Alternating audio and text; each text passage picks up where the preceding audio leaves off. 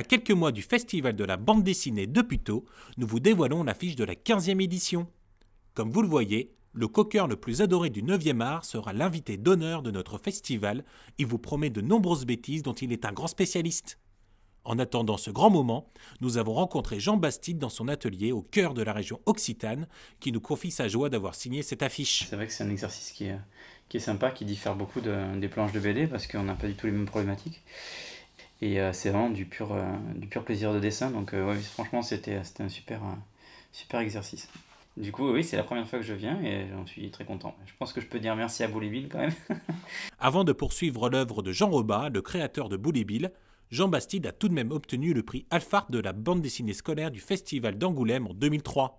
Ça faisait 3-4 ans que je participais à ce concours parce que quand on était au lycée, c'était l'un des concours qui permettait en tout cas d'avoir une certaine visibilité à Angoulême, parce que c'était un peu la mecque de la BD à l'époque, ça l'est encore, mais c'est vrai qu'on se disait que c'était aussi une façon de s'ouvrir quelques portes.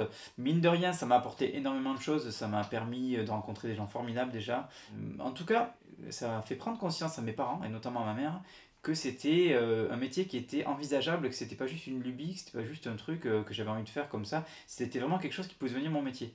Et c'est grâce à ça que j'ai pu aller à l'Institut Saint-Luc ensuite, l'année d'après, et rencontrer Isler, et puis c'est comme ça qu'après s'est lancé ma carrière, j'aime pas ce mot, mais c'est ça.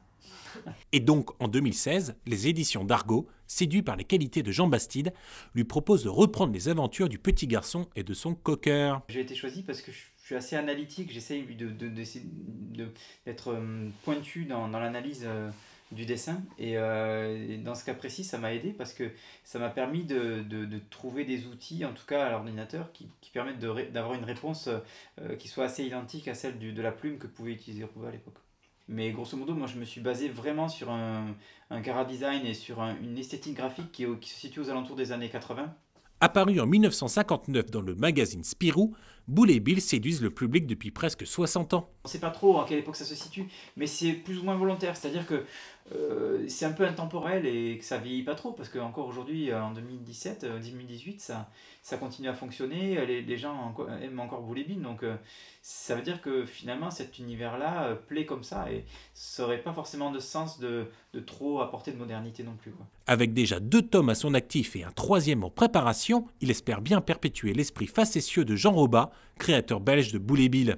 C'est vrai qu'à chaque fois que j'aborde un album, je me dis bon, qu'est-ce que je pourrais essayer d'améliorer, qu'est-ce que je pourrais essayer de trouver comme astuce qui permettent d'être encore plus fidèle à Robin, en tout cas dans l'esprit, trouver des résolutions graphiques qui soient vraiment intéressantes, et voilà, toujours dans une optique de progresser, de faire encore mieux que le tome précédent, quoi. Et le personnage avec lequel il s'éclate le plus, c'est Bill. Bill, c'est génial ce perso, il est parfait. Et il est une bonhomie. C'est le chien qu'on rêverait tous d'avoir, quoi. Je pense qu'il y a énormément de gens qui adorent les chiens, qui ont eu un chien parce qu'ils adoraient Boule & Bill et qu'ils adoraient Bill.